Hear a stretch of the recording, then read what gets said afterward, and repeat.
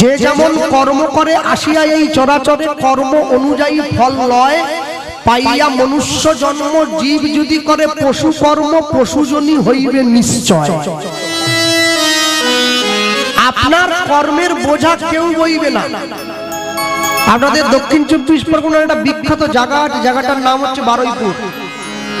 অনেক অনেক সময় গানে এলে অনেক অনেক মালিকের পেয়ারা বাগান আছে, তা আমি গিয়ে বলি বাবু দুটো পেয়ারা দেবেন নাকি? দুটো কি বলছেন? যতগুলো লাগবে ছিঁড়ে নেন। আপনি একা আমার কটা খাবে? আপনার দলের লোক আর আপনি 20টা খাবেন, 30 আমার 2000 পেয়ারা গাছ আছে, কটা পেয়ারা খাবেন? লরি করে পেয়ারা যাচ্ছে। পেয়ারাটা টুকোলাম, টুকিয়ে কোচা ভর্তি করে নিচ্ছি, ফ্রিতে তো ছাড়বো না, হ্যাঁ কোচা ভর্তি করে নিয়ে তারপরে এসে বলছি বাবু পেয়ারা গাছ লাগিয়েছেন, ভাগ আমি নিলাম, ছেলে মেয়ে নেবে, নাতি নাতনি নেবে, আমার দলের লোক নিল। জীবনে যদি পাপ গাছ লাগান না, একটা ফলও কেউ নেবে না, ওটা নিজেকে নিতে হবে। পাপ করেছে রাশি রাশি, ভোগ করবে কি মাসি পিসি? আমি দুটো নেব বলছি, আপনি বলছেন 10টা নিয়ে যান, ওটা আপনি নিতে বলবেন তবু কেউ নেবে না। বলে না না তোর ফোড়া, ব্যথা তোকে সহ্য করতে হবে। মাঝখান থেকে বাড়ির লোক আহা হা লাগলো, আহা কষ্ট হচ্ছে, এইটুকু বলে দিয়ে খালাস হয়ে চলে যাবে। যার ফোড়া হয় সে জানে ব্যথা কত। ডাক্তার যখন ফোড়া অপারেশন করে, ডাক্তারের তো ব্যথা লাগে না, লাগে তো রুগী। ডাক্তার সমবেদনা জানাতে পারে কিন্তু ব্যথাটা নিতে পারবে না, অনুভব আপনাকে করতে হবে। মনে রাখবেন জীবন বড় ক্ষণস্থায়ী, জীবন থেকে হাত ধুয়ে নিতে হলে কে কখন জন্মেছি যখন চলে যেতেই হবে একটা একদিন। আর যেদিনকে পৃথিবীর থেকে চলে যাব সেদিনকে যেন যাওয়ার আগে হিসেব দিয়ে যেতে পারি। এমনও মানুষ আছে যে রাস্তা দিয়ে চলে গেলে লোকে তাকে ফুল ছড়িয়ে নিয়ে যায়, আর এমনও মানুষ আছে যে রাস্তা দিয়ে চলে গেলে লোকে তাকে পিছন থেকে ডেকে বলে ওই চোর। তাহলে আপনি ঠিক করুন, আপনি চোর ডাক শুনবেন না সাধু ডাক শুনবেন? দুপুরবেলা প্রসাদ পেয়েছে, বিছানায় গিয়ে শুয়েছে, ভগবানের নাম করছিল, হাতে মালা নিয়ে কখন প্রাণটা বেরিয়ে গেছে নিজেই জানে না। এটাও মৃত্যু। 10 বছর ধরে বিছানায় পড়ে আছে, পায়খানা পেচ্ছাপ করে গায়ে মেখে নিচ্ছে, মরে যেতে চায় কিন্তু মরে না, এটাও মৃত্যু। দুজনের কর্মফলটা আলাদা। সারা জীবন ধরে উচ্ছে গাছ লাগিয়ে মরার সময় আম চাইলে পাওয়া যায় না। কর্ম তোমার ভালো হলে ভাগ্য তোমার দাসী, হৃদয় তোমার ভালো হলে ঘরেই মথুরা কাশী। আপনি কাজ ভালো করুন, ভালো ফল আপনার জন্য অপেক্ষা করে আছে। কাজ যদি মন্দ করেন আপনি ভালো ফল চাইলেও কোনোদিন পাবেন না। রাস্তার মধ্যে হ্যাঁ তাই যদি হতো তাহলে এখানে যে কয়েকজন বাবা মায়েরা বসে আছেন, আপনারা তো সব বাড়ির বাবা মায়েরা চাইলেই নিজেদের বাড়ির ছেলে মেয়েদেরকে বাবা মায়েরা ডাক্তার, ইঞ্জিনিয়ার, উকিল, ব্যারিস্টার তৈরি করে দিতে পারে, কিন্তু চাইলেই বাড়ির বাবা মায়েরা নিজেদের বাড়ির ছেলে মেয়েদেরকে ভক্ত বৈষ্ণব তৈরি করতে পারবে না। তাই যদি হতো তাহলে দেশে সাধু বেড়ে যেত, চোর কমে যেত। দেশে চোর বেড়ে গেছে, সাধু কমে গেছে। একটা এমএ পাস করা ছেলে রাস্তার ধারে দাঁড়িয়ে একটা চায়ের দোকান খুলেছে, দোকানটার উপরে নাম দিয়েছে এমএ পাস চা দোকানদার। ওখানে দুঃখ হয় না কেন? ও পরিশ্রম করে মাথার ঘাম পায়ে ফেলে পয়সা রোজগার করে। তখন দুঃখ হয় যখন দেখা যায় একটা এমএ পাস করা ছেলে একটা ঝাড়ুদারের চাকরি করার জন্য একটা 8 ফেল করা নেতার পা টিপছে, দুঃখ হয় তখন। যে পড়াশোনা করে নাই সে পড়াশোনার মূল্য দেবে কি করে? যে শিক্ষা শিক্ষিত হয়েছে সে শিক্ষার মূল্য দেবে, বাকিরা দিতে পারবে না। সাধু সঙ্গ সর্বশাস্ত্রে কয়, লবে মাত্র সাধু সঙ্গ কৃষ্ণ ভক্তি প্রেম হয়। আজকে কীর্তন শোনার শক্তি আছে, বাড়িতে গিয়ে লেপ ঢাকা দিয়ে শুয়ে পড়ছে। একদিনকে শুনতে চাইবে কিন্তু শোনার শক্তি থাকবে না, সেদিন কি হবে? হিন্দি হিন্দিতে যারা টিভি দেখেন, টিভিতে অনেক চ্যানেল আসে, সোনি টিভি বলে একটা চ্যানেল আছে যেখানে সুপার সিঙ্গার হচ্ছে, সুপারস্টার জুনিয়র, বাচ্চাদের গানের অনুষ্ঠান হয় গোটা ভারতবর্ষ ব্যাপী। এই হচ্ছে ভারতীয় হিন্দুদের সংস্কার। তাকে প্রশ্ন করেছিল সবাই, বলো তোমার বাড়ি কোথায়? বলছে আপনারা কি জানেন ভগবান শ্রীকৃষ্ণ ছোট ছোট বয়সে নিজের হাতে করে আঙুলে করে একটা আঙুলের দ্বারা একটা পর্বতকে তুলে রেখেছিল, যে পর্বতটার নাম গিরি গোবর্ধন। বলে হ্যাঁ হ্যাঁ জানি তো। বলে আমার বাড়ি সেইখান, আমি সেইখান থেকে। তাকে প্রশ্ন করছে, বলো এত এত বই থাকতে আমরা গীতা পড়বো কেন? কি লাভ এতে? ঠাকুরমার ঝুলি পড়লে হবে না, গীতা পড়বো? সে উত্তর দিল, ওইটুকু বাচ্চা যেই শেখা আত্মচৈতন্যের বিকাশ হয়েছে, আমার চেতনা চৈতন্য করে দে মা চৈতন্যময়ী, মাকে গিয়ে প্রণাম করে বলি আমরা। ওইটুকু ছেলে উত্তর দিল, শোনো বাজার থেকে যখন একটা দামি খেলনা কিনে আনো, কারেন্টে চলে যে খেলনা গাড়িগুলো, দেখবে ওই খেলনা গাড়ির পেছনে কি করে গাড়িটাকে চালাতে হবে একটা সিস্টেম লেখা থাকে, যাকে ম্যানুয়াল বলে। সুন্দর করে কি করে ব্যবহার করতে হবে গাড়িটা, সেটা সুন্দর করে সাজিয়ে লেখা থাকে। বলছে হ্যাঁ, বলছে গাড়িটাকে চালাবার জন্য যেমন শিক্ষাটা সুন্দর করে লেখা থাকে কি করে গাড়িটা চলবে, গীতা পড়লে তুমি জীবনটাকে সুন্দর করে চালাবার শিক্ষা পেয়ে যাবে।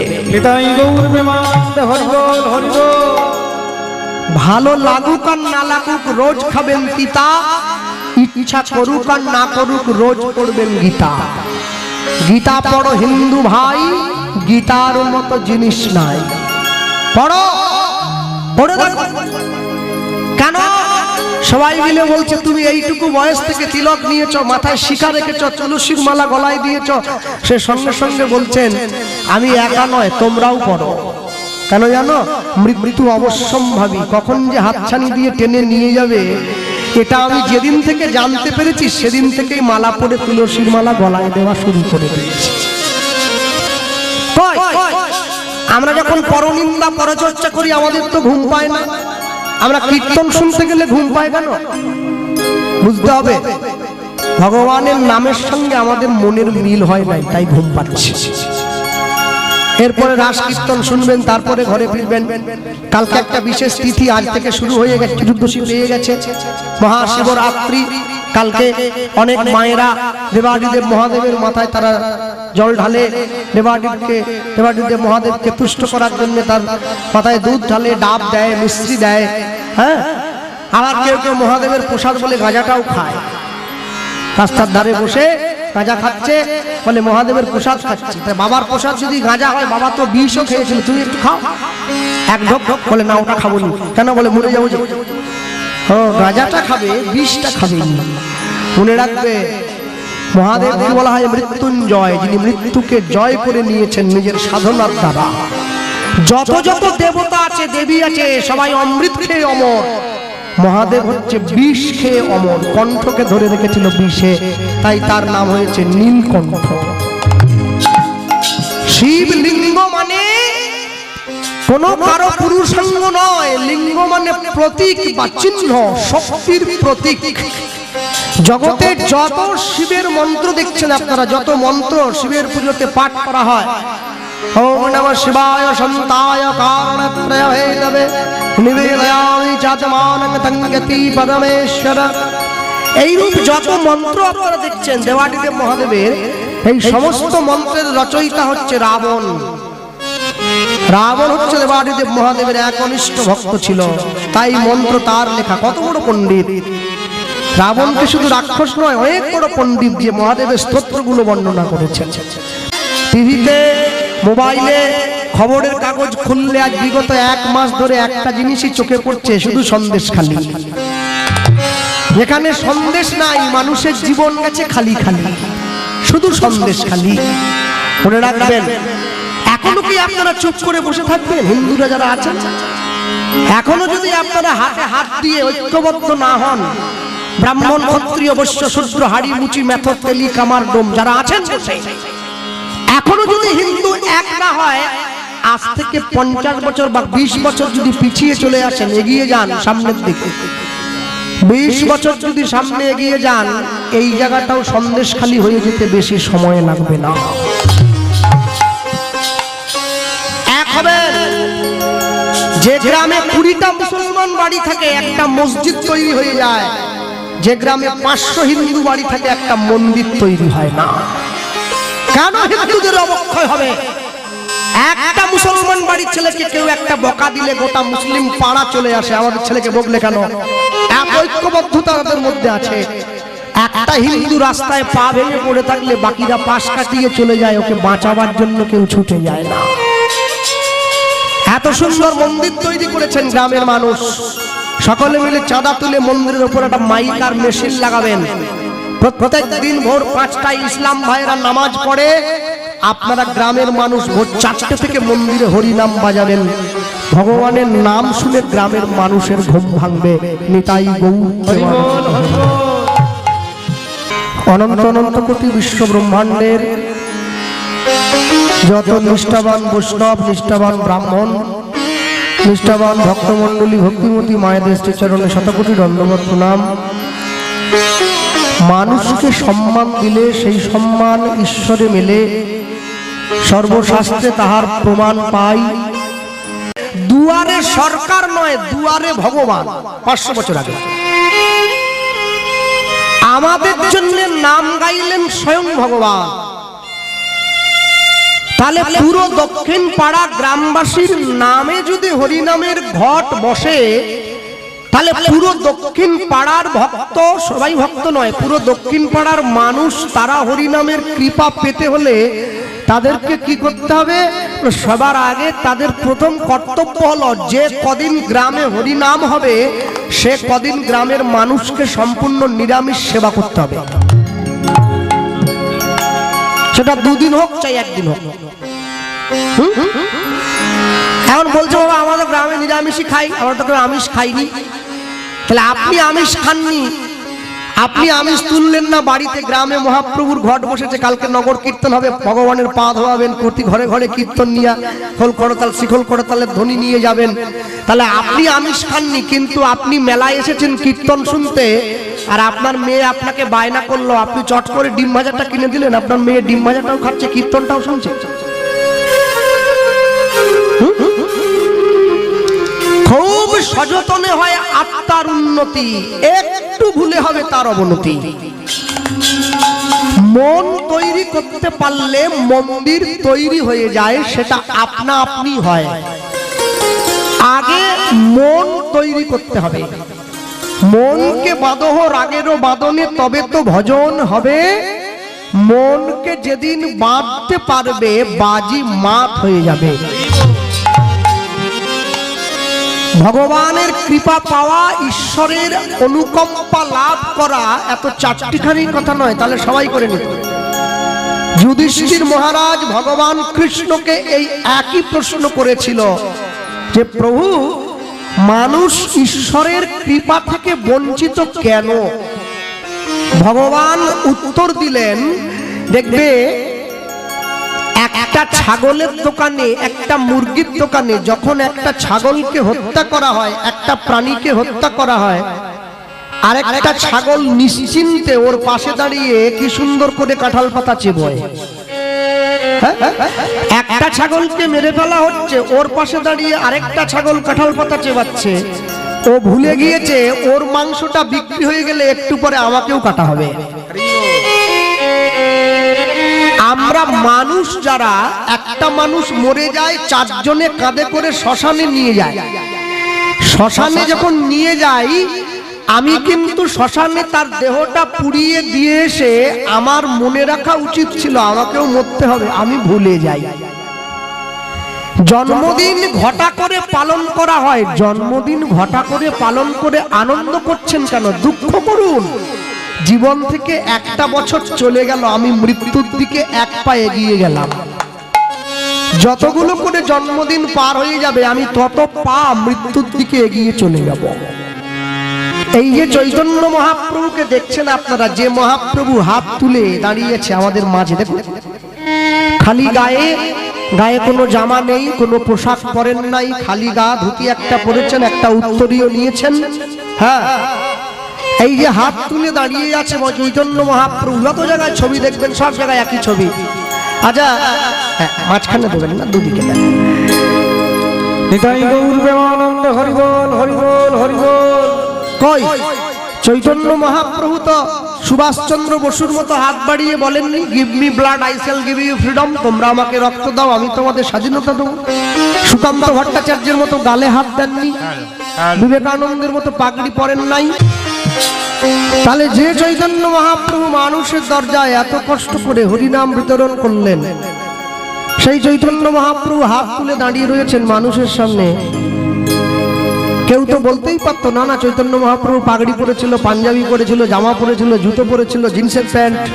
কেউ প্রচার করে না, সবাই এইভাবে প্রচার করে। আজ অনুলম্বিত ভুজধারী, আজ অনুলম্বিত ভুজৌ কনকাবজাতৌ সংকীর্তনৈকপিতরৌ কমলায়তাক্ষ বিশ্বম্ভরৌ দ্বিজবরৌ যুগৌ ধর্মপালৌ বন্দে জগৎ প্রিয়করৌ করুণাবতারৌ।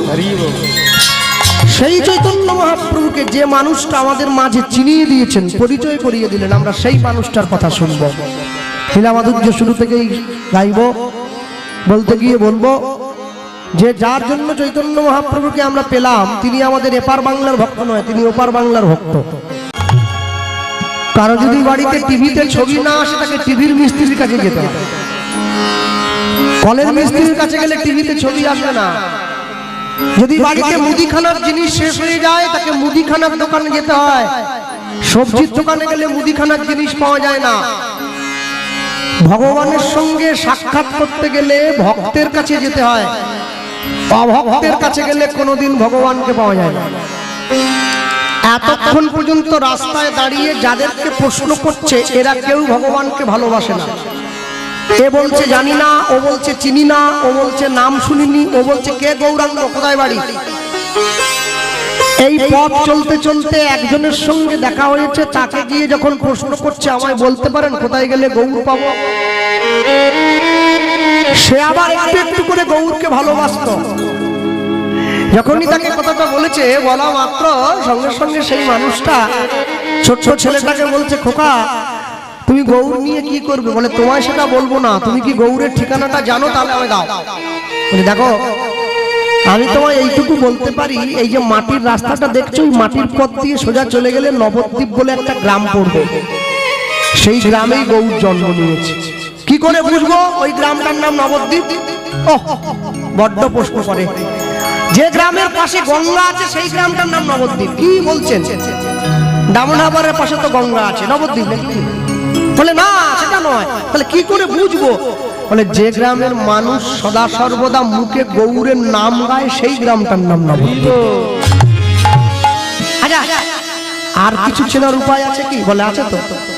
যাকে দেখিলে মুখে আসে কৃষ্ণ নাম, জানিবে সেই বৈষ্ণব, তাকে করিবে প্রণাম। রাস্তার মধ্যে যাকেই দেখতে পাচ্ছে প্রশ্ন করছে, আমায় বলতে পারো কোথায় গেলে গৌর পাবো? যেই ঠিকানাটা দেখিয়ে দিয়েছে, ছেলেটা হাঁটতে হাঁটতে নবদ্বীপে এসে দাঁড়িয়েছে।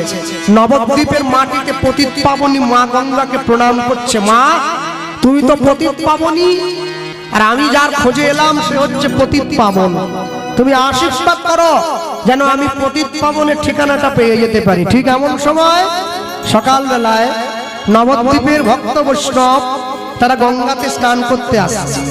আমার গুরু বাড়ি হচ্ছে নবদ্বীপ। হ্যাঁ, তাই নবদ্বীপে গিয়ে মাঝে মধ্যে থাকি, তো আমি দেখি গুরু আশ্রমে যখন যাই, নবদ্বীপের মানুষ সকাল হলে স্নান করতে যায় গঙ্গায়। স্থানীয় মানুষ তারাও যায়, ভোরবেলা হলেই একদম গঙ্গায় চলে যায় স্নান করার জন্য।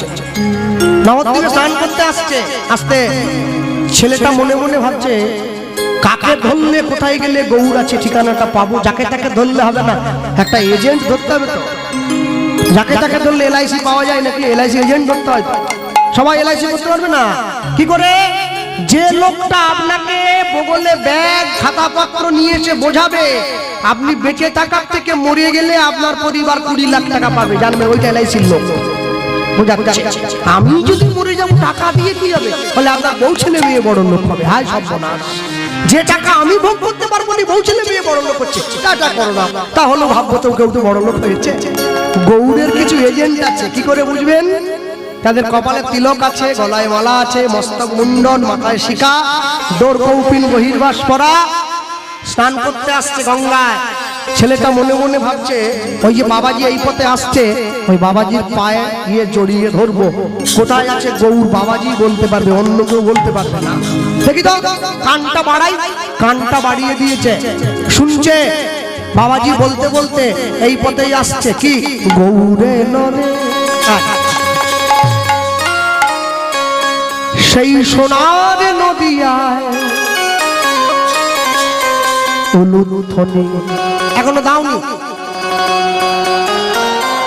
হরির ধ্বনি শব্দ শোনা যায় গৌরে নদী। ওই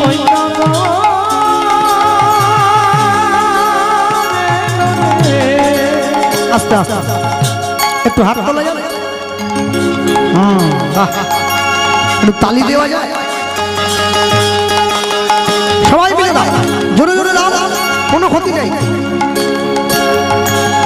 গৌরে নরে সোনার নদিয়া উলুধ্বনি হরির ধ্বনি শব্দ শোনা যায় গৌরে নরে। হরি বল। সোনার নদিয়া উলুধ্বনি হরির ধ্বনি শব্দ শোনা যায় মনে গৌরে নরে। ওই গৌরে নরে সোনার নদিয়া উলুধ্বনি হরির ধ্বনি শব্দ শোনা যায় মনে গৌরে নরে। ওই তো গৌরে নরে সোনার নদিয়া উলুধ্বনি হরির ধ্বনি শব্দ শোনা যায় গৌরে নরে। হরি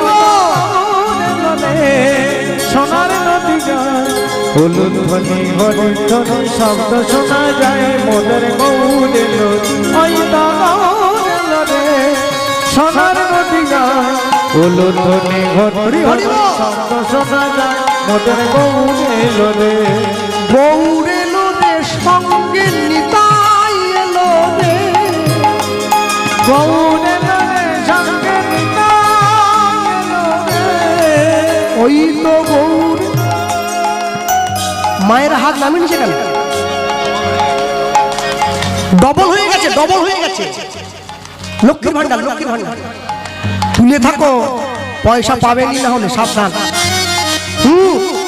গৌরে এলো রে সঙ্গে নিতাই এলো রে উলুধ্বনি। ওই না গৌরে নরে সঙ্গে নিতাই এলো রে। গৌরে নরে সঙ্গে নিতাই এলো রে। গৌরে নরে সঙ্গে নিতাই এলো রে। ওই তো গৌরে নরে সোনার নদিয়ায় উলুধ্বনি হরির ধ্বনি শব্দ শোনা যায় গৌরে নরে। হরি হরি বল। সোনার নদিয়ায় উলুধ্বনি হরির ধ্বনি শব্দ শোনা যায় মোদের গৌরে নরে। কে কে তোরা নাম নিবিড়ে ছুটে ছুটে আয়, কে তোরা নাম নিবিড়ে ছুটে ছুটে আয়। কে কে তোরা নাম নিবিড়ে ছুটে ছুটে আয়। ওই না কে কে তোরা নাম নিবিড়ে ছুটে ছুটে আয়। প্রেম জীবের লাগি নিতাই গৌর আপন মিলায়। প্রেম জীবের লাগি নিতাই গৌর আপনে বিরাজ। প্রেম কলসে কলসে ঢালে তবু না ফুরায়। এক্ষুনি পড়ে যেতাম, পিছন থেকে পাঁচ বাড়ালো। বাবাজি মনে মনে ভাবছে ছেলেটা মনে হয় ভিক্ষা টিক্ষা চাওয়ার জন্য। এই খোকা, স্নান করতে কি কেউ ভিক্ষা নিয়ে আসে রে পকেটে করে? পাটা ছাড়, পাটা ছাড়, পাটা ছেড়ে দে, আমি চান করে ঘরে যাই, তারপরে তুই যা চাইছিস দেখবো যদি আমার কাছে থাকে। ও তো একবারে এইবারে বাবাজির রাগ হয়েছে, ছেলেটার দিকে তাকিয়ে বলে উঠছে, না বলে চোরের মতো পাটা জড়িয়ে ধরলি, পাটা ছাড়। ওই চোর বলে দিয়েছে, পাটা ছেড়ে দিয়েছে। পাটা ছেড়ে দিয়ে উঠে দাঁড়িয়ে বাবাজির দিকে আঙুল বাড়িয়ে বলে উঠল, মুখ সামনে কথা বলো। বিনা দোষে অপরের বাড়ির ছেলেকে তুমি চোর বলছো, এত বড় সাহস তোমায় কে দিল? এইটুকু একটা কাল সকালের ছেলে, তোর কাছে আমি শিখবো, কাকে কি বলে ডাকবো? বেশ করে কি বলেছে, আবার বলবো, তুই চোর, তুই চোর, তুই চোর। যেই তিনবার ধরে চোর বলে দিয়েছে না, ছেলেটা বাবাজির দিকে উঠে দাঁড়িয়ে বলছে, আসলে দোষ তোমার নয়, দোষ তোমার জন্মের। এইটুকু বাচ্চা কাল সকালে আমার জন্ম, তুই আমাকে জানিস আমি কে? সে আমার জানা দরকার নেই। ও তোমার ভালো মানুষ চেনা যায় হাতে আর পায়ে, মন্দ মানুষ চিনে নাও বচনের গায়ে। তোমায় দেখেই ভাষা খারাপ তোমার। তুমি অপরের বাড়ির ছেলেকে বিনা কারণে চোর বলছো? মূর্খের তো কথায় কথায় দ্বন্দ্ব, আর পণ্ডিতের কথায় কথায় ছন্দ। সুন্দরী মেয়েদের কথায় কথায় হাসি, আর বৃদ্ধ মায়েদের কথায় কথায় কাশি। তো পড়ে আছে, পালাবে কোথায়? চোর বলছো বিনা কারণে আমায়? বাবাজি বলছে, তুই না বলে আমার পা জড়িয়ে ধরলি, তোকে ওই জন্য চোর বলেছি। বেশ করেছি বলেছি। ছেলেটা বলছে, না আসলে দোষ তোমার নয়, তুমি নিজে চোর তো, তাই অপরকে দেখলে তুই কিন্তু অনেক বেশি বেশি কথা বলছিস। যেই দুজনে কথা কাটাকাটি হচ্ছে, নদীয়ার লোক সব জমা হয়ে গেছে। আপনারা ছোটকালে পড়েছেন তো, বাবু যত বলে পারিষদ বলে তার শতগুণ। 2 বিঘা জমি বিশ্বকবি রবীন্দ্রনাথ। পাশাপাশি লোকগুলো বলছে, স্যার ওকে বাদ দেন বাবাজি, আপনি চলে যান, ওকে আমরা দেখে নিচ্ছি। দাঁড়াও, আগে তুই বল যে আমি কি চুরি করেছি। না না, শোনো, যে নিজে যেমন সে অন্যকে মনে করে তেমন। যার যেমন কান তার কানে ঢোকে তেমন গান, যার যেমন ভাব তার তেমন লাভ। তুমি আমাকে চোর বলছো, বাবাজি হয়ে, সাধু হয়ে, বৈষ্ণব হয়ে তুমি চোর বলে দিলে। বাবাজি বলছে, আমার মাথাটা বড্ড গরম হয়ে গেছে, তুই পিছন থেকে আমার পাটা জড়িয়ে ধরলি। কেমন বাবাজি তুমি, তোমার মাথা গরম হয়ে গেল?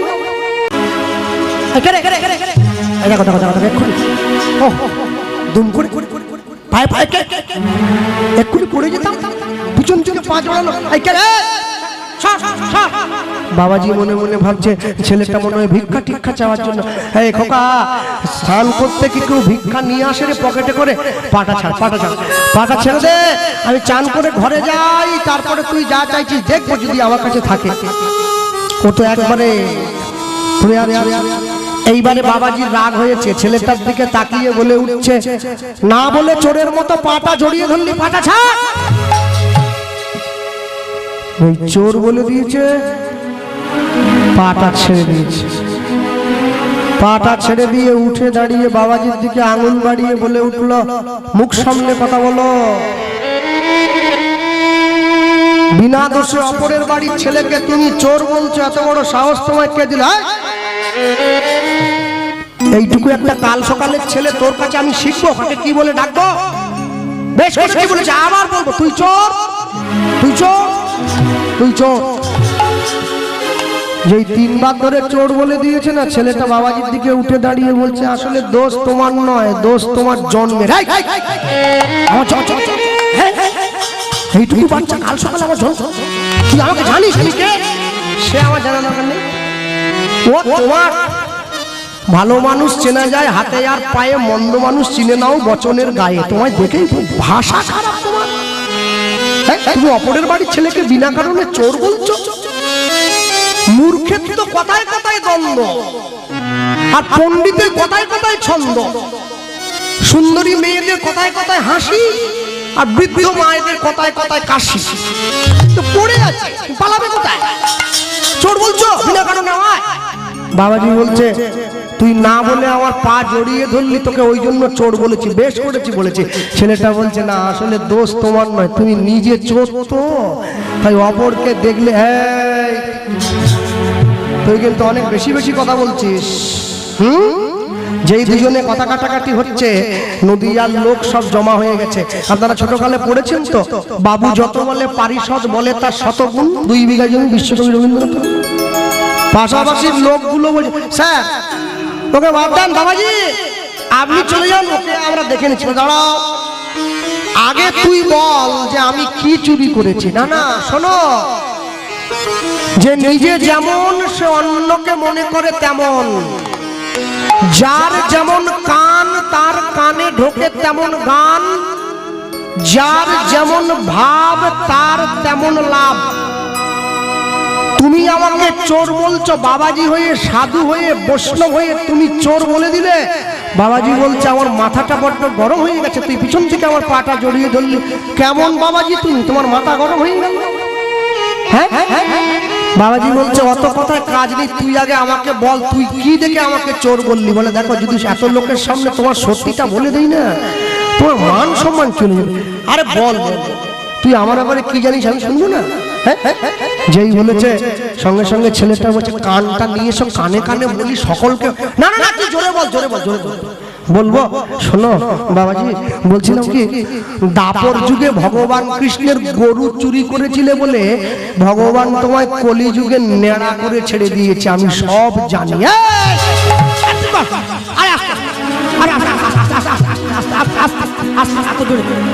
কার পায়ে পড়েছে বুঝলেন তো? হরিদাস, হরিদাস সৃষ্টিকর্তা ব্রহ্মা ভগবানের গরু চুরি করেছিল, কলিযুগে নেড়া হয়ে বাবাজি সেয়ে দিবানিশি 3 লক্ষ নাম করে চুরির ঋণ শোধ করছে। বাসুদেব দত্ত তার পায়ে গিয়ে পড়েছে।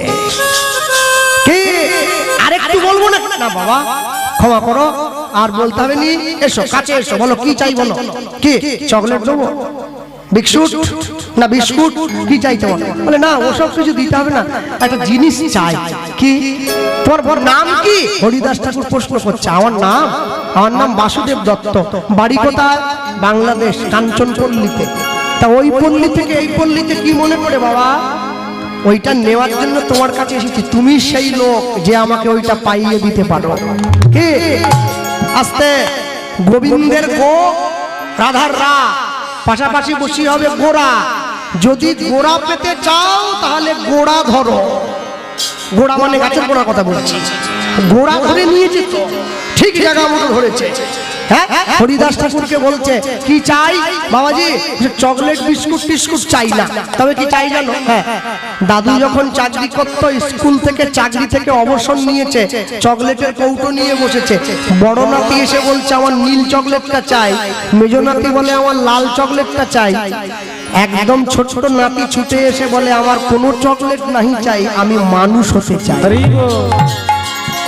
আসল জিনিসটা চাইলো। হরিদাস ঠাকুরের চরণের কাছে বসে 11 বছরের বাচ্চা ছেলে চাইছে কি? গৌর প্রেম, গৌর প্রেম চাইছে। প্রীতি রতন গৌর প্রেম, নিতাই গৌর প্রেমানন্দ হরি বল। ও গো প্রীতি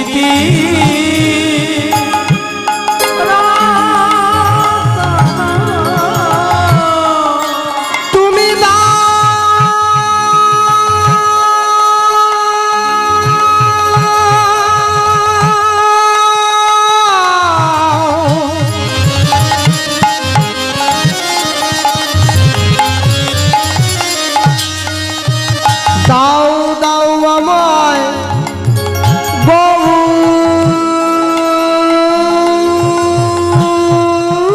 প্রেম,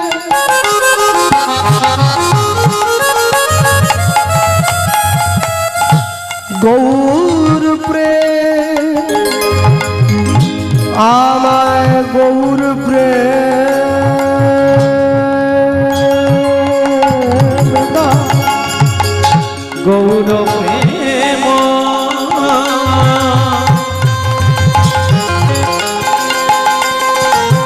অগ প্রীতি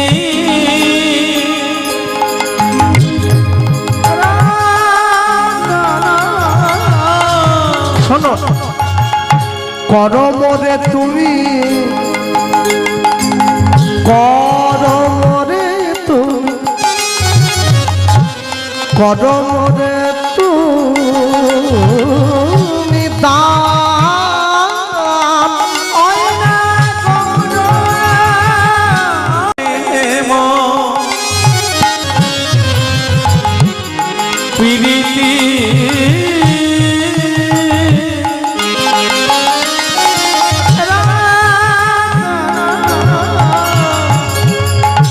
তুমি মনে করো ওগো তুমি মনে করো আহা, তুমি মনে করো না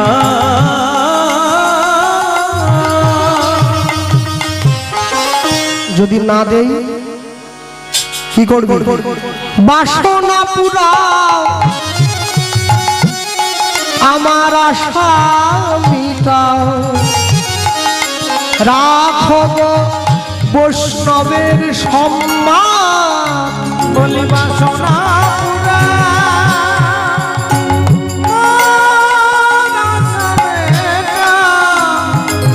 রাখো হে বৈষ্ণবের সম্মান। মোর বাসনা পুরা আশা মিটাও, রাখো গো বৈষ্ণবের সম্মান। বাসনা পুরা আশা মিটাও, রাখো হে বৈষ্ণবের সম্মান। তুমি কৃপা করে দান করো হে, তুমি কৃপা করে দান করো হে। তুমি কৃপা করে দান করো হে। তুমি কৃপা করে দান করো হে। ওগো গৌর প্রেম আর ভক্তি সম্পদ, তুমি কৃপা করে দান করো হে। তুমি দিলেও গৌর দিতে পারো। দান করো হে।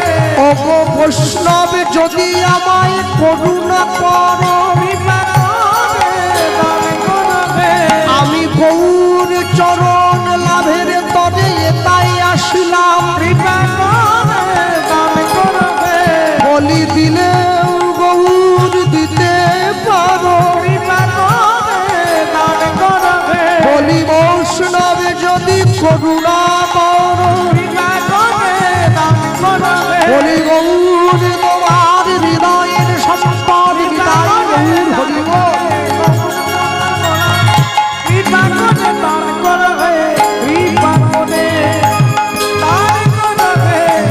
বাসনা পুরা আশা মিটাও, রাখো হে বৈষ্ণবের সম্মান।